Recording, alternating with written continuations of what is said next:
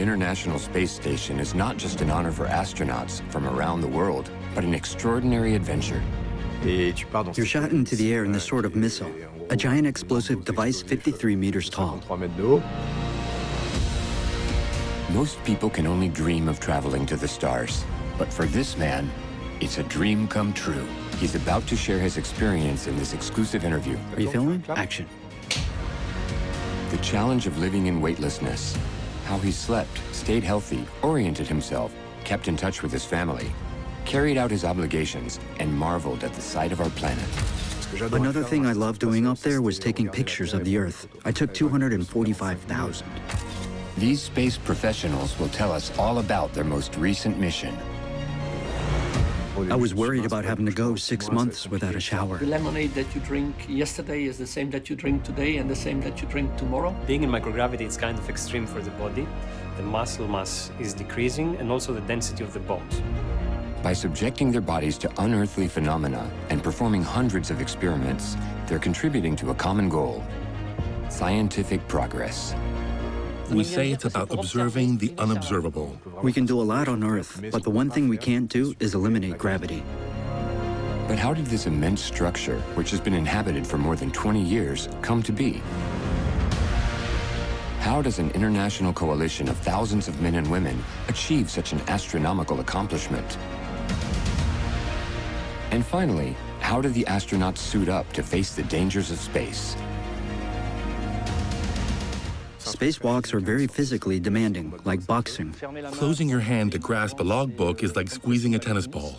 At any time, there could be a breach in the hull, or we could crash into a meteorite. Anything can happen. Now, these astronauts, joined by scientists, physicians, instructors, and directors, and aided by computer-generated images, will give you a behind-the-scenes look at how a mission on the International Space Station unfolds. Prepare to launch on an extraordinary voyage with one of the world's most accomplished astronauts. This is Mission Alpha, Exploring Life in Space. April 23rd, 2021, Cape Canaveral, Florida. Thomas Pesquet is preparing to leave for his second trip to the International Space Station. He's headed to the rocket developed by SpaceX in collaboration with NASA. He'll be joined on this mission by American astronauts Shane Kimbrough and Megan MacArthur, the commander and pilot respectively, and Japanese astronaut Akiko Oshide.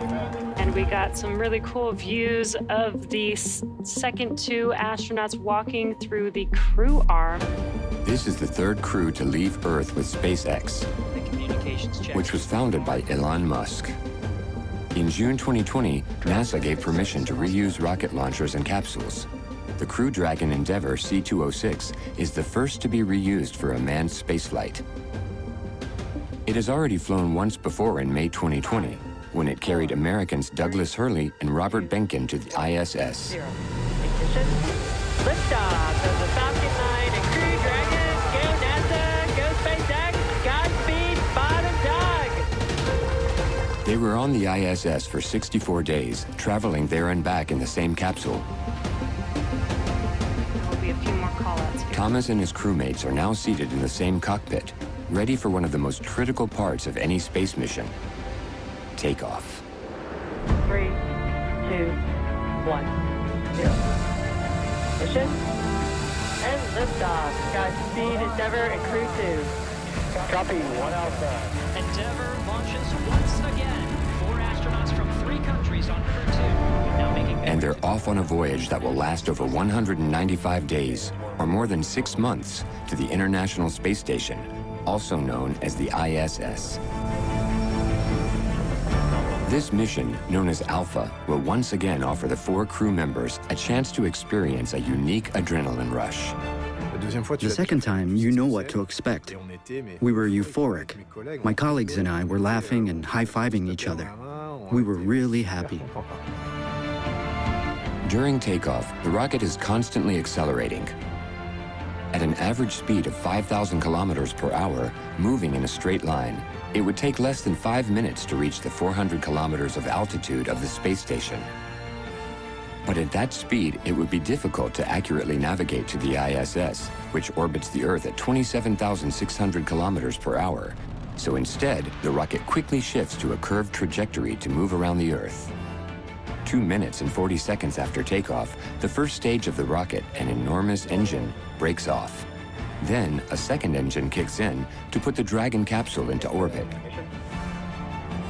For this mission, the first stage will descend back to Earth and land on a platform in the middle of the ocean, where SpaceX will recover it and repair it for future use.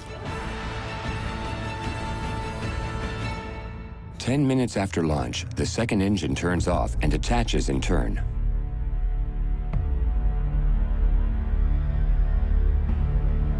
As it enters the atmosphere, it burns up and disintegrates like a shooting star. And a little while later, a small point of light appears in the middle of space like a UFO, the International Space Station. Thanks to this project, unlike any other in history, humans have been present in space since July 2000. NASA came up with the idea in the 1980s, and the project was brought to fruition thanks to an important coalition between the United States, Russia, Japan, Europe, and Canada. In November 1988, the first Russian module, Zarya, was put in place. Next, the International Space Station was assembled like a series of building blocks, which are infinitely modular and still evolving today. There are 4 main sections. At the back of the mechanical giant is the Russian part, which is composed of the first modules to be sent into space. In the center, the core of the station is composed of Unity and Tranquility, 2 hubs to which several other modules are attached. At the front, the American, European, and Japanese laboratories are connected to one another. These 3 pressurized sections provide a 51-meter-long habitat with a volume of 388 cubic meters, the equivalent of a 155 square meter house. The 4th section, which is not inhabitable, is this immense structure 188 meters long. It consists of a massive beam outfitted with solar panels, radiators, and a set of rails that the Canadian robotic arm moves up and down on. The International Space Station is the size of a soccer field and weighs 450 tons, as much as 22 buses. It's the largest man-made object orbiting our planet today. At first, 3 people lived on the ISS at a time. Starting in November 2009, it was 6 people, and there have been 7 since 2021. Each astronaut spends between 3 and 6 months on board, and they split their days between performing assembly and maintenance tasks and conducting scientific experiments. The ISS was designed first and foremost as a laboratory to conduct extraordinary scientific research.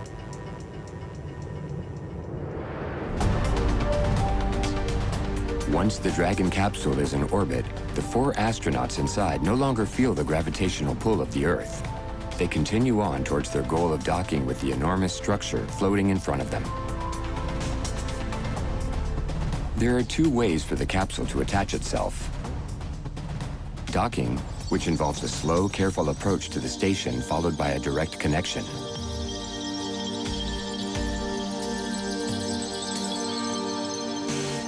The second is berthing, during which the capsule approaches the side of the station, then the ISS's robotic arm grabs onto the capsule and attaches it to the station manually. It takes anywhere from 3 to 48 hours to complete the docking process. With the capsule orbiting the Earth once every 92 minutes, the docking of the Alpha crew, which took 23 hours and 30 minutes, was completed over the course of 15 orbits and just as many sunrises and sunsets. Going to space is a series of small miracles, or big ones, actually. There can't be any technical errors, which is already significant. Keeping the space station in operation requires numerous launches and supply runs. It seems easy, but it's an ongoing challenge. It takes a huge amount of work on the part of hundreds, even thousands of people. And there's always a risk that something could go wrong during the launch. There could be a breach in the hull, or we could crash into a meteorite. Anything can happen. Endeavour arriving. On April 24th, 2021, at 1:45 in the afternoon Paris time, Megan, Shane, Aki, and Thomas arrive on board the International Space Station. They're just 4 of the 260 people who have spent time on board the ISS, and the more than 500 astronauts who have crossed the legendary boundary of space at 100 kilometers of altitude since Yuri Gagarin in 1961 and the men of the Apollo missions. That's one small step for man, one giant leap for mankind. They head to a hostile environment, an incredible adventure during which they experience things most of us couldn't even imagine. Traveling and living in space.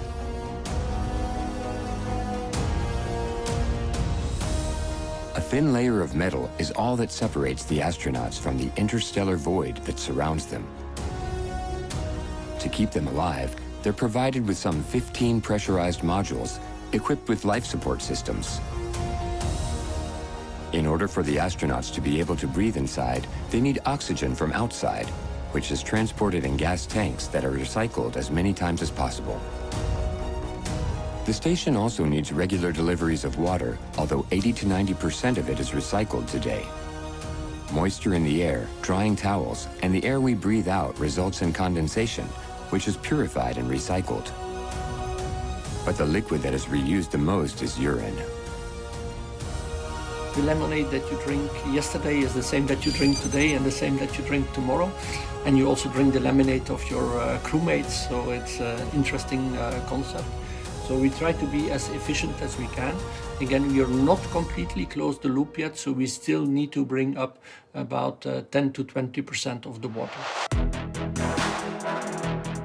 With all this water they have available to them, they're also able to take care of one thing that's essential for cohabitation: personal hygiene.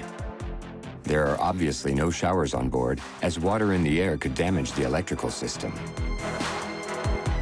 At first, I was worried about having to go 6 months without a shower, but we actually managed to stay very clean, despite getting 2.5 hours of exercise a day.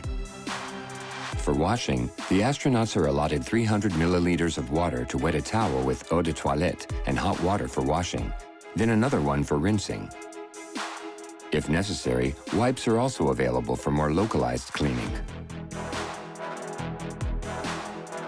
Planning is essential on board the ISS in order to coordinate the astronauts and their various schedules.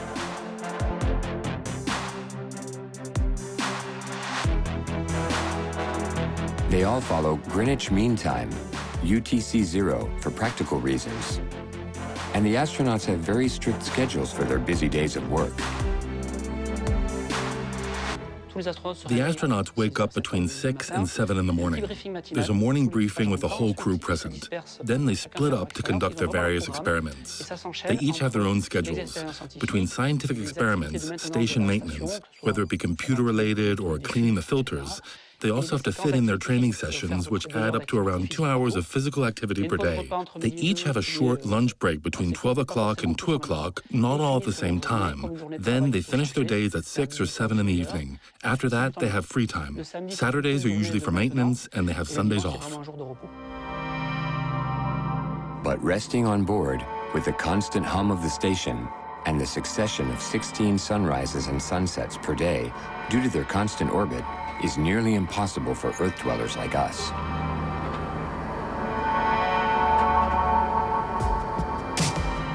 To make it easier on the astronauts, they each have a small bedroom, no larger than a phone booth, where they can keep a few personal belongings, a computer to communicate with Earth, listen to music, or sort through their photos, and a special sleeping bag attached to the wall. There's no need for pillows in these unique beds, because in a zero-gravity environment, the head doesn't need to be supported in order to relax. The feeling of floating can be unsettling at first, because you're not resting on anything. You can't feel a bed underneath you or a blanket or comforter on top, and your head isn't resting on a pillow, which is kind of ingrained in us because we've done it our whole lives. Yet these moments of rest are necessary to keep the astronauts healthy, for 6 months of weightlessness are hard on the human body. In weightlessness, the spinal column stretches out and the body grows a few centimeters. While in the absence of gravity, fluids float in suspension. Fortunately, inside the astronauts' bodies, their blood continues to circulate thanks to the pumping of their hearts. But it circulates differently, as it's no longer subjected to gravity, so it focuses on the most vital areas of the human body, the torso and head. This causes the astronauts' legs to get thinner, while their faces grow slightly puffy. Their hearts shrink and their red blood cell count goes down, because their bodies consume less energy. Because of that, their muscles atrophy and their bones lose calcium. Being in microgravity is kind of extreme for the body. It's something that we've known from the, let's say, early era of spaceflight, that the muscle mass is decreasing and also the density of the bones. First of all, we check the bone density of the astronauts during their selection. And then we check that also just before the mission and once they come back. We know that it's not irreversible up to the point that we have exposed humans. To avoid losing too much muscle or bone mass over the course of their mission, the astronauts must engage in physical activity several times a day. The recommendation is about 2 hours of exercise per day. So we have 3 exercise countermeasures on the International Space Station. We have a cycle ergometer, a treadmill, and let's say weightlifting. Of course, it's not real weights because there is no gravity, but you actually work your body against some resistance. And that is actually very important. It complements the other 2 to maintain your muscle and bone density. These exercises are also important in case they need to return to Earth earlier than planned. We could have to come back unexpectedly in the event of a fire or depressurization. If we were to land in the taiga, we could be attacked by a bear. Who knows? So, to stay in shape, we train our muscles. We force ourselves to exercise to ensure we'll be in good shape when we get back to Earth. Exercising isn't the only thing that's different in space. Every movement, every part of their daily routines becomes an adventure. It's difficult to get rid of the reflexes developed down on Earth. When you're on the space station, if someone asks you to pass them the screwdriver, you just float it gently in their direction. You don't throw it in their face. You just give it a gentle push and they'll catch it. It's very handy. But at first, people continue to take gravity into account when they throw something. On Earth, if you throw a ball or a screwdriver, it will eventually fall to the ground. But on the space station, if you throw it like you would on Earth, the screwdriver would go 1.5 meters over the person's head. When it's someone's first time up there and they haven't gotten used to it yet, they're always throwing things 2 meters over the heads of the people they're throwing to. It's funny to watch. But humans are quick to adapt to their new environment. I love floating on board the ISS. It's great. It's funny, floating is kind of stressful because there's a loss of control. You have to accept that your body weighs nothing, and you aren't the same person anymore. You just float. I think it's great because it frees you from the usual constraints of the human body. Whenever I move, I tend to spin around a lot. I like bouncing off in different directions and all that. I love being able to move around in 3 dimensions like you would in a dream. The astronauts generally stay on the International Space Station for around 200 days at a time. But they're far from independent while they're up there. Ground support is essential for planning supply runs, designing tools, testing tasks, helping the crew with complex operations, monitoring the various functions of the station, maintaining communication, and coordinating all the different parties. There are many agencies, organizations, and groups around the world involved in each of these tasks.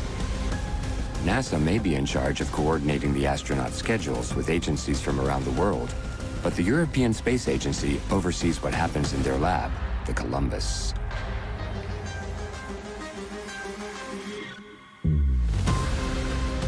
Scientific experiments are conducted here in this module, right next to where the Crew Dragon capsule docks.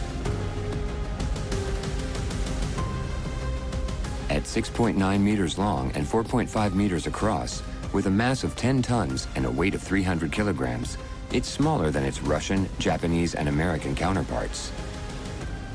It's even smaller inside because they installed a square space with a cylinder in order to be able to store more things inside the walls. Thomas will spend much of his time in this lab, which has a surface area of 15 square meters and a volume of 45 cubic meters. He has plenty to do while he's on board, overseeing nearly 200 experiments, 40 of which are for Europe.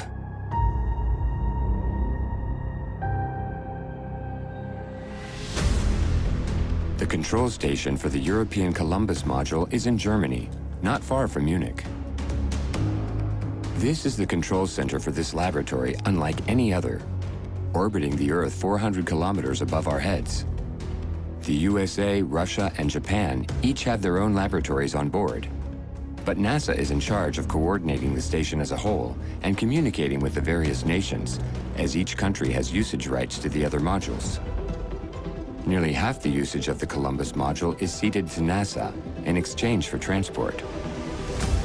As a result, it's not uncommon for astronauts to find themselves conducting experiments in labs other than their own.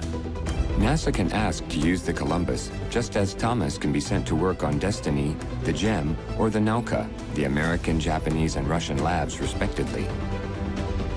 Primarily what we do here is we operate the Columbus module itself, so all the main systems of the module, life support, power, communications, and we have connections to the USOCs, which are the science operation centers around Europe where the science is actually performed. Inside the Columbus, everything is stored on racks containing a multitude of scientific instruments.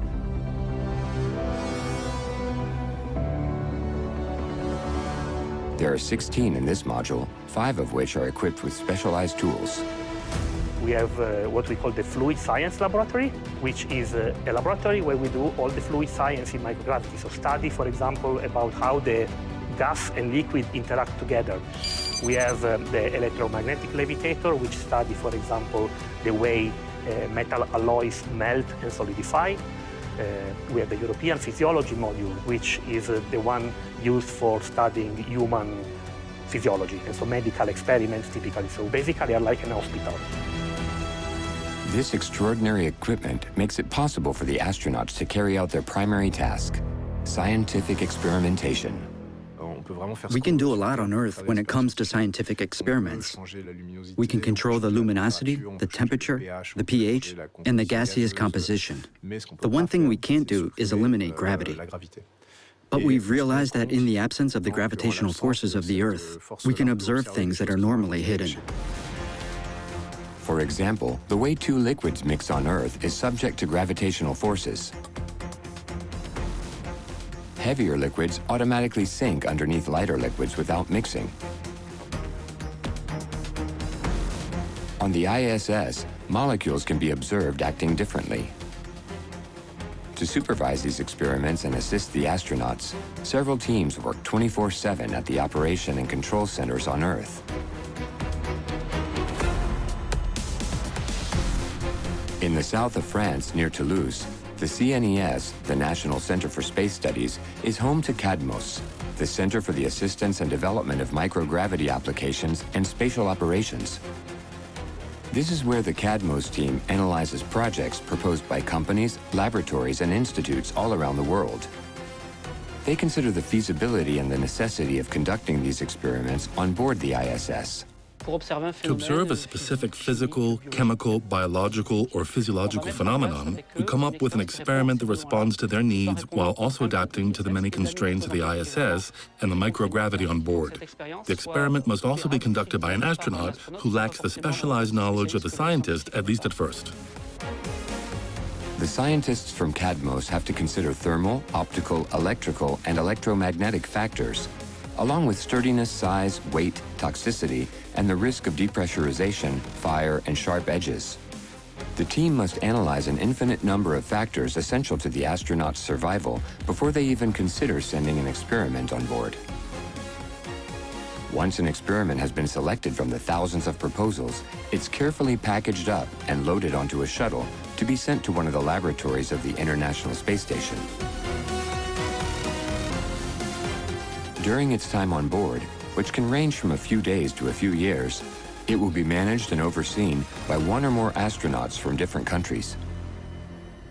We oversee experiments, not necessarily the people conducting them. So if we have a Russian, Japanese, or American astronaut on a European experiment that we're in charge of, we'll manage the operations from here. The CADMOS team sets up and monitors the experiments, and the astronauts work for the various agencies to ensure the protocols are carried out according to plan, all for one common cause: science. Some tools require more training than others, such as certain medical devices. Thomas has experience with one of them in particular, the ultrasound machine. Thomas is an engineer and a pilot, but not a doctor, and even less so an ultrasound technician. It takes a lot of skill to manipulate an ultrasound, so it requires a lot of practice. It's much more complex than mixing two liquids together with a pipette, for example. For the ISS, a new type of ultrasound was invented and developed by the team at CADMOS under the supervision of Didier Chaput. ECHO was taken on board by the Proxima mission in 2016. It took 3 years of preparation. Once it was on board, the astronauts were able to start using it for different experiments. There's generally only one kind of each tool on the station. If a country wants to use a specific device for a given experiment or to do a repair, they simply ask the country that owns it for permission. This new ultrasound machine replaced the old one because it's much easier to use. Before, they had to move the probe around and place it in the right location to observe what the doctor wanted to see. Ultrasound images are very difficult to interpret unless you're a trained physician. So, to make the task easier on the astronauts, they came up with a remote-controlled probe. This probe can be controlled by doctors on Earth, who can be much more precise than an untrained astronaut, allowing them to target the exact location they want to observe. All the astronaut needs to do is hold the probe in place. The experts do all the necessary adjustments. They know where to move the machine, and they can also optimize the position of the probe. Once they have the probe in place, they can save the image for future analysis. From the control center, the physician can change the settings on the machine and even take measurements using a keyboard that matches that on ISS. They use a joystick to control the probe from thousands of kilometers away. The command travels from Toulouse to Germany to the United States.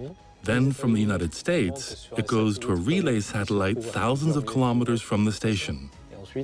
And from there, the information is sent to the station, and then from the station to the ultrasound machine. After that, it travels back to Toulouse, and the doctors get the results from the ultrasound. All that takes less than 3 seconds.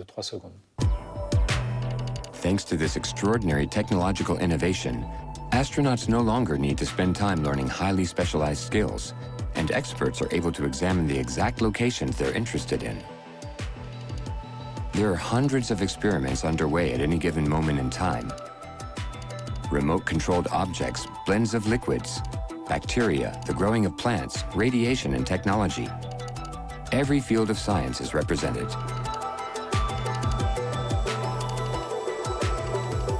The astronauts also act as guinea pigs in experiments on sleep quality, physical exercise, virtual reality, physiology, neurology, and health. Thousands of hours of work go into trying to understand phenomena that are impossible to properly study on Earth. Half of the astronauts' time is dedicated to scientific research, while the other half is spent on physical exercise, station maintenance, and various installations and repairs. But every once in a while, Thomas Pesquet gets a bit of time to himself, and one thing he's discovered he loves is space photography. He has built his reputation by publishing stunning photos from space on social media.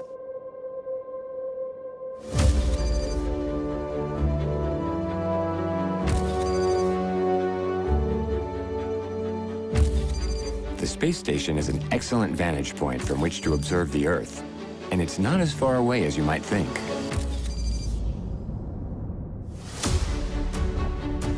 think of the ISS, we tend to imagine that the astronauts have a view of the Earth as a whole, like a ball floating in space. But the average altitude of the station is just 400 kilometers, which is the distance between Boston and Philadelphia as the crow flies. If you were to rotate that same distance vertically above Boston, that's where the space station is orbiting above our planet. So, the astronauts don't see the entire Earth all at once. They'd have to be much farther away to have an overall view of the planet. We see the Earth, but not as a small marble in the distance. We're still pretty close, so we can see the curved surface very clearly. We see a bit of the horizon on one side and a bit on the other, but we only see a few thousand kilometers at a time, not the whole planet at once.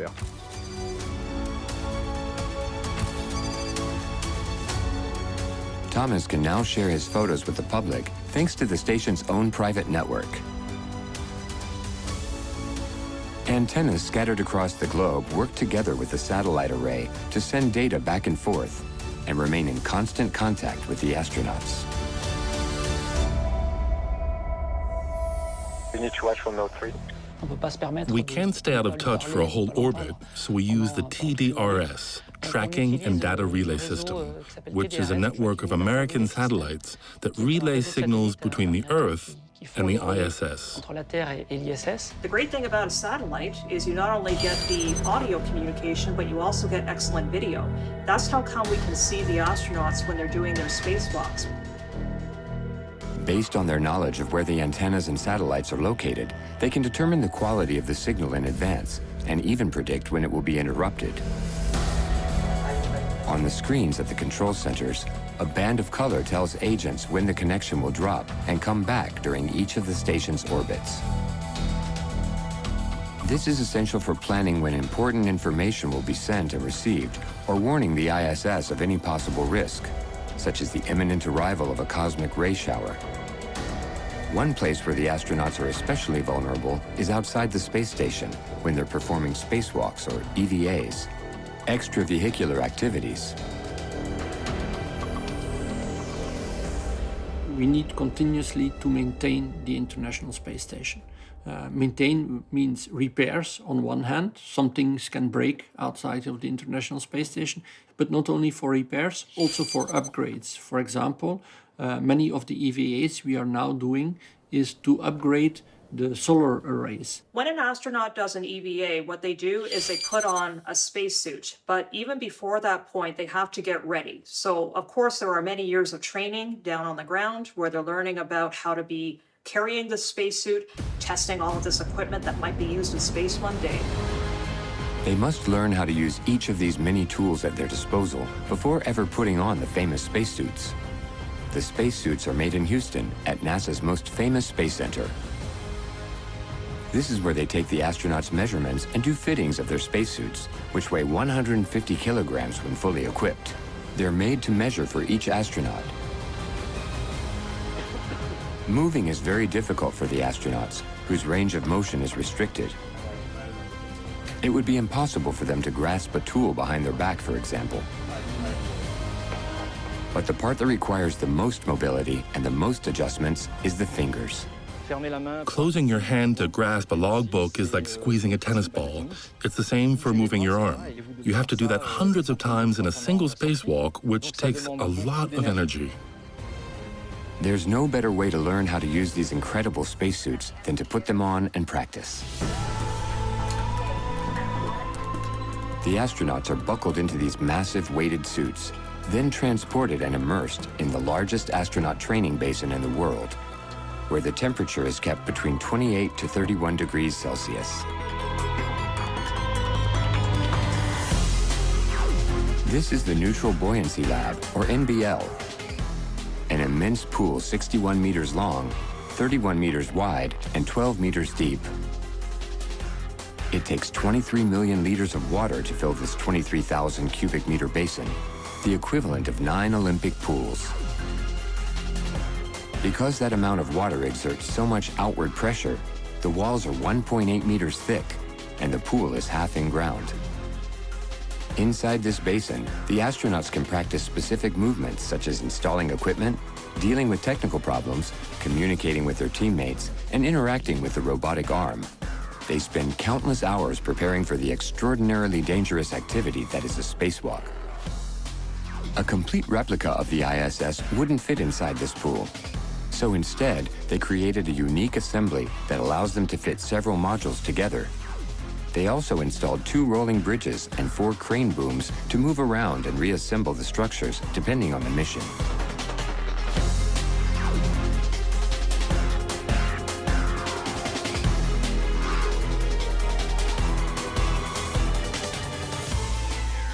The spacesuits are outfitted with all kinds of technology designed to keep the astronauts alive in the extreme environment of space for up to nearly 8 hours.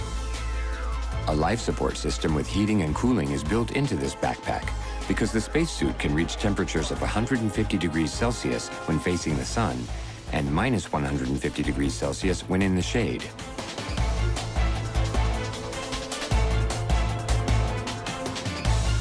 For breathing, pure oxygen is ventilated into the spacesuit, and the CO2 the astronauts breathe out is released into space through a filter.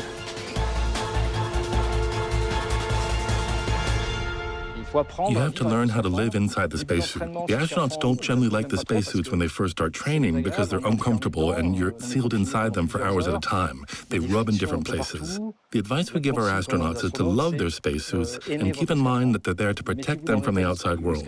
They're like a little cocoon keeping them safe. But in order for the astronauts to get used to their suits, they must spend between 150 and 200 hours in the pool to acquire the dexterity and skills they'll need on a spacewalk. Because once they're in space, everything changes. There are no more 10-meter thick walls, no divers to help them, just them and their crewmates attached to a cable, rotating around the Earth. Leaving the space station is a very intense experience for these astronauts, for space is the most hostile environment we've ever explored. Spacewalks are very physically demanding. Working on the station doesn't require that much effort. You're floating, so it's pretty easy. Spacewalks are like boxing. Every time you move, you have to fold the spacesuit, which is like an inflatable, pressurized suit of armor, making it resistant to movement. So just trying to move your arm to try to grasp something is like crushing a tennis ball. It's hard work for the upper body. Moving around is like rock climbing in armor. Rock climbing on an enormous wall traveling at 27,600 kilometers per hour with 400 kilometers of emptiness beneath you. Each spacewalk takes hours of preparation for the astronauts to get into their massive spacesuits, go into the airlock for depressurization, then wait for the moment when the door finally opens. It's impressive, but at first, all you can think about is the job you have to do and getting it done fast. The first 3 hours, I wasn't really paying attention to what was around me. I was focused on the task at hand. I was 3 hours into my first spacewalk before Shane told me to look around. He said I was a few minutes ahead of him. So maybe I should look at the Earth and take a picture or two, which I did. That's when it hit me, and I realized how amazing it was. You feel like the station isn't moving because you're moving around it like you would on a rock wall. But when you look at the Earth, it feels like it's the Earth that's rolling around like a giant ball underneath you in your fixed reference point. The astronauts move around the station using a system similar to a via ferrata, with 2 lead ropes equipped with carabiners and an additional safety line that follows them everywhere. They move slowly and methodically as they perform their tasks. You get used to the safety line too, which unspools behind you.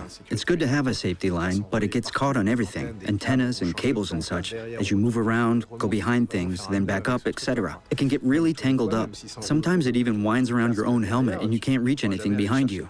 Your field of motion is here, in front of you. You can't move your arms enough to touch the back of your head. It's impossible. The spacesuit is too big and your arms don't have enough mobility. But it becomes second nature to be constantly aware where you came from, how you got there, where your safety line is, where you're going next, and all that. You get used to it. This safety line is the last thing connecting the astronauts to the International Space Station.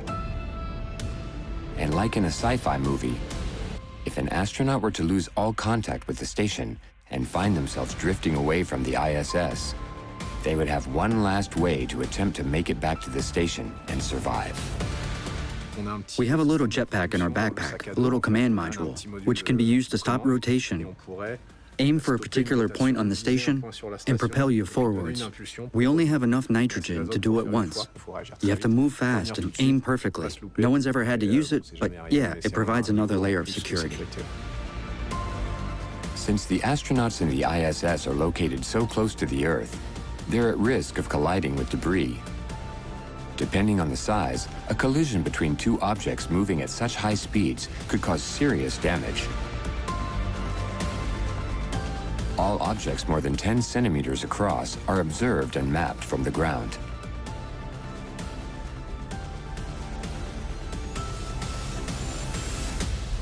The station gets frequently hit by smaller objects. And then in case that it's needed, we can perform what we call a PDAM maneuver. It's a debris avoidance maneuver. So what they do is they ask the mission control to turn on the propulsion system of the International Space Station. Then the space station can move a little bit. Sometimes we see it too late. It happened once during my mission. It was too late to organize an avoidance maneuver, and then the crew closes all the hatches of the space station and takes shelter in their crew vehicle, so that in case that there would be an impact of the debris and that there would be a real emergency, that they could leave the space station and return to Earth. Luckily for us, the debris passed close by, about 1 kilometer, it's not so far away, but did not hit the space station, and then we were able again to resume our normal operations. Fortunately, there is rarely a need for emergency maneuvers such as these. The engines are used regularly, however, because the station loses 50 to 100 meters of altitude per day due to friction and the position of the solar panels. The station must remain at an altitude of between 370 and 460 kilometers. If it were to fall too low, it would be at risk of losing speed, falling out of orbit, and being destroyed in the atmosphere.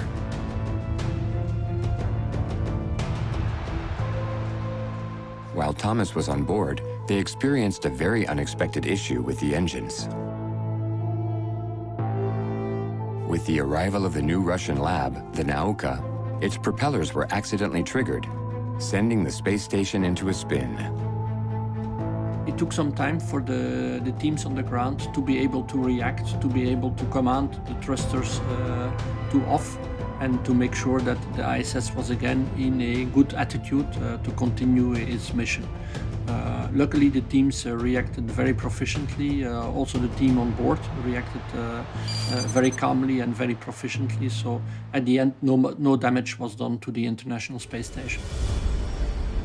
A situation like this could quickly become a problem if the crew weren't trained, if they didn't work well together as a team, or if there wasn't a pre-established hierarchy on board the International Space Station. And Thomas, you've been an amazing crewmate, and you're going to be a superb commander. So, congratulations.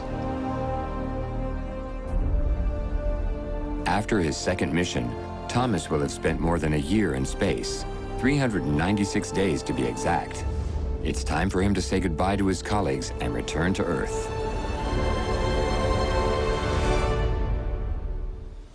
I was happy to leave, because 200 days is a long time. There are certain things you miss and look forward to having again. When you get back to Earth, you can see your family, your friends, food, and nature again. You get everything packed up well in advance. You don't put it off until the last minute and then realize you forgot to do something. That's out of the question. You need to have your mind free to concentrate on the return trip, because it can be dangerous. You have to say goodbye to your colleagues. It's a serious moment, because once again, even though nothing's gone wrong so far, you never know. You all hug, and then the doors close. The doors to the airlock on the shuttle, then the airlock on the station. Then you undock with support from the control center. The shuttle's been empty for 200 days, but it's right there waiting for you. On November 8th, the Dragon Endeavour capsule separated from the station, with Megan, Shane, Akiko, and Thomas on board, the same crew that traveled up in it months before. Thomas was tasked with one last mission he particularly enjoys before they descended back down to Earth. We went around the space station, all the way around it, at a distance of 150 to 360 meters to document and photograph the whole surface of the space station. Not many people get the chance to do that. No one had done it since 2011, but we got to document it. It's important for the team to have a detailed view of the condition of the exterior and how it was configured and all that. It took almost an hour and a half. I took 2,000 pictures. Once he finished taking pictures, it was time to buckle up for one of the most extreme moments of their trip, a sea landing off the coast of Florida. The SpaceX capsule starts by braking slightly. As it loses speed, gravity becomes stronger, and the capsule gradually loses altitude. As they descend and the density of the atmosphere increases, the capsule slows down even more due to friction, and their trajectory becomes less and less elliptical. After the lower part detaches, air friction increases, the capsule brakes, and the rotation curve becomes almost vertical. It's the opposite of accelerating in a car, which pushes you back against the seat. We come in backwards because the heat shield is at the back. The capsule decelerates more and more, subjecting us to 3, 4, then 5 Gs. We're completely crushed against our seats, and it's hard to breathe. 5 Gs is bad enough in a normal situation, but when you've been in weightlessness for 200 days, it's really hard. The capsule turns into a fireball. First you see sparks, then actual flames. You're inside a ball of fire, so it's physically challenging. As soon as you've decelerated enough, you open the parachutes and come the rest of the way down with the parachute at 8 meters a second right into the water with a big plop. Endeavour, on behalf of SpaceX, welcome home to planet Earth. After that, a large boat approaches and winches us onto the bridge. Then the teams from SpaceX and NASA and the ESA are there to meet us with doctors and everything. They take us out of the capsule gently because we don't want to hurt our backs. We haven't carried our own weight for a while, so we're off balance, and then we gradually come, I was going to say back to life, but no, back to Earth. And then we get to see our loved ones a few hours later, which is great. Here comes Thomas. It's the ESA doc on board, checking in with Thomas Pesquet.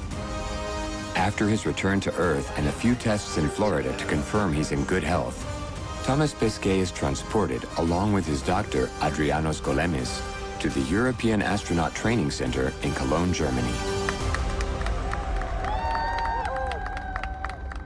We help them, of course, stand if they need to, but it's impressive to see that the body really readapts so fast. Of course, there are effects that take much longer. For example, you'll get your bone density back to good levels pretty quickly, but to optimal levels or your pre-flight levels, it might take a few years, a couple of years actually. I remember they drew 21 vials of blood after my first mission. My partner was there and she asked, why didn't they just leave me alone? She said I looked really weak and under the weather, obviously, and then they drew 21 vials of blood.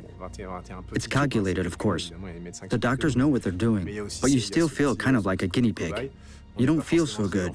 You have trouble standing up, you're dizzy, and sometimes you can't really walk on your own. It was better after the second mission because my body had been through it once before.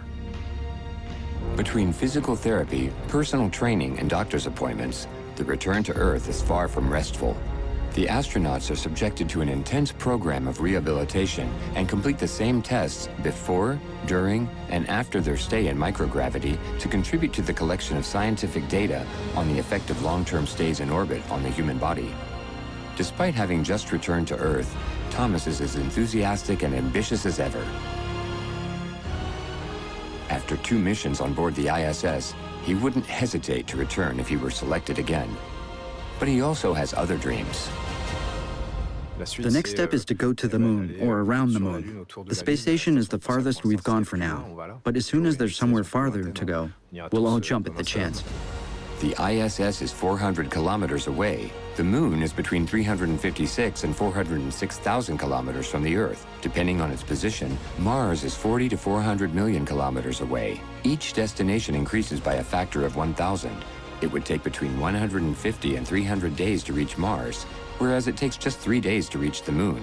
The farthest from the Earth a human has ever been is 400,171 kilometers during the Apollo 13 mission on April 15, 1970, when they were a mere 254 kilometers from the far side of the moon.